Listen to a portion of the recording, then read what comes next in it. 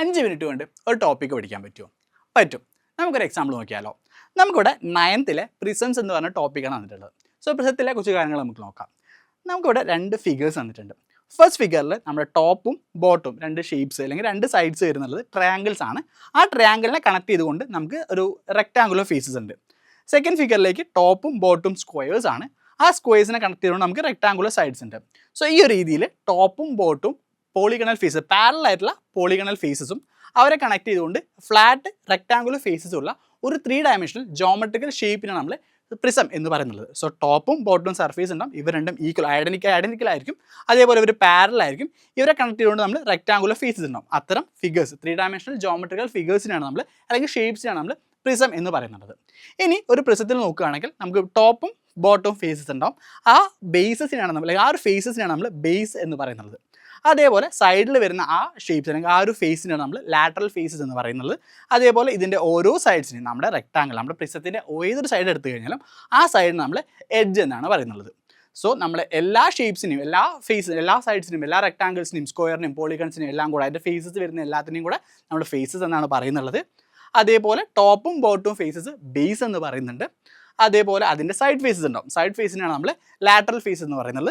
നമ്മുടെ പ്രിസത്തിൻ്റെ ഓരോ സൈഡിനെയും നമ്മൾ എന്ത് പറയാറുണ്ട്, ഓരോ ഫേസിൻ്റെയും സൈഡിൻ്റെയും നമ്മൾ എഡ്ജ് എന്നും പറയാറുണ്ട്.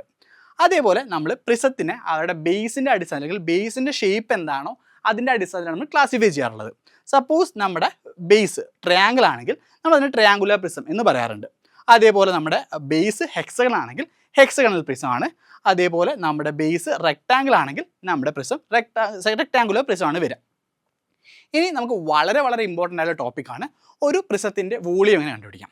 സോ പ്രിസത്തിൻ്റെ വോളിയം നമ്മൾ സാധാരണയായി കണ്ടുപിടിക്കാറുള്ളത്, പ്രിസത്തിൻ്റെ വോളിയം കണ്ടുപിടിക്കാൻ നമുക്കൊരു ഇക്വേഷൻ ഉണ്ട്. നമ്മുടെ ബേസ് ഏരിയൻ്റെയും അതേപോലെ ആ പ്രിസത്തിൻ്റെ ഹൈറ്റിൻ്റെയും കൂടെ പ്രൊഡക്റ്റാണ് ആക്ച്വലി നമ്മുടെ പ്രിസത്തിൻ്റെ വോളിയം വരിക. സോ അങ്ങനെയാണെങ്കിൽ നമ്മുടെ പ്രിസത്തിൻ്റെ വോളിയം എന്ന് പറഞ്ഞു കഴിഞ്ഞാൽ ബേസ് ഏരിയ ഇൻറ്റു ഹൈറ്റ് ആണ്. സോ നമുക്കൊരു എക്സാമ്പിൾ വെച്ച് നോക്കുകയാണെങ്കിൽ നമുക്കിവിടെ ഒരു സ്ക്വയർ പ്രിസം തന്നിട്ടുണ്ട്. അതായത് നമ്മുടെ ബേസ് രണ്ടും സ്ക്വയേഴ്സ് ആണ് വരുന്നത്. അവരെ കണക്ട് ചെയ്തുകൊണ്ട് നമുക്ക് ലാറ്ററൽ ഫേസ് അതായത് റെക്ടാങ്കുലർ ഫേസസും ഉണ്ട്. സോ നമ്മുടെ ബേസ് എഡ്ജ് എന്ന് പറഞ്ഞാൽ നമ്മുടെ ബേസിൻ്റെ ഓരോ എഡ്ജ് ലെങ്ത്തും എ ആണ് നമ്മൾ പറഞ്ഞിട്ടുണ്ട്. അതേപോലെ അതിൻ്റെ ഹൈറ്റ് നമ്മളൊരു പ്രിസത്തിൻ്റെ ഹൈറ്റ് ആക്ച്വലി ഇവിടെ എച്ച് ആണ് നമ്മൾ പറഞ്ഞിട്ടുണ്ട്.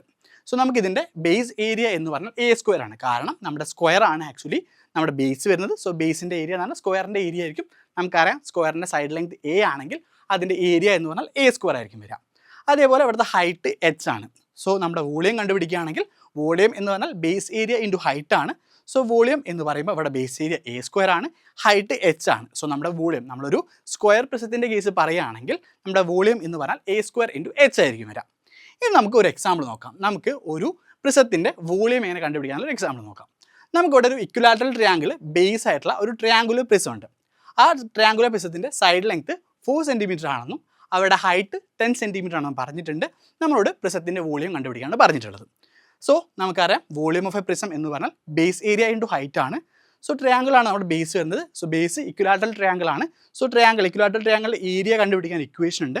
√3a²/4 ആണ് ആക്ച്വലി ഒരു ഇക്വലാറ്ററൽ ട്രയാങ്കിളിൻ്റെ ഏരിയ. ഇവിടെ എ എന്ന് പറഞ്ഞാൽ സൈഡ് ലെങ്ത് ആണ്. സോ നമ്മുടെ ക്വസ്റ്റ്യനിൽ പറഞ്ഞിട്ടുണ്ട് നമ്മുടെ ട്രയാങ്കിളിൻ്റെ സൈഡ് ലെങ്ത് 4 സെൻറ്റിമീറ്റർ ആണെന്ന്. സോ √3 × 4 ആയിരിക്കും. √3 × 4 ഡിവൈഡഡ് ബൈ 4 ആയിരിക്കും നമ്മുടെ ഇക്വലാറ്ററൽ ട്രയാങ്കിളിൻ്റെ ഏരിയ വരുന്നത്. നമ്മൾ 4 ഉം 4 ഉം ക്യാൻസൽ ഔട്ട് ചെയ്യുമ്പോൾ നമ്മളെ ഇക്വലാറ്ററൽ ട്രയാങ്കിളിൻ്റെ ഏരിയ 4√3 സെൻറ്റിമീറ്റർ സ്ക്വയർ ആണെന്ന് കിട്ടിയിട്ടുണ്ട്. സോ അങ്ങനെയാണെങ്കിൽ നമ്മുടെ വോളിയം എന്ന് പറഞ്ഞു കഴിഞ്ഞാൽ ബേസ് ഏരിയ ഇൻറ്റു ഹൈറ്റ് ആണ്. ബേസ് ഏരിയ 4√3, ഹൈറ്റ് 10 ആണ്. സോ നമ്മുടെ വോളിയം വരുന്നത് 40√3 സെൻറ്റിമീറ്റർ സ്ക്വയർ ആണ്. സോ ഈ ഒരു രീതിയിൽ നമുക്ക് വളരെ ഈസി ആയിട്ട് 5 മിനിറ്റിനുള്ളിൽ ഏതൊരു കൺസെപ്റ്റും പഠിക്കാൻ പറ്റുന്നതാണ്.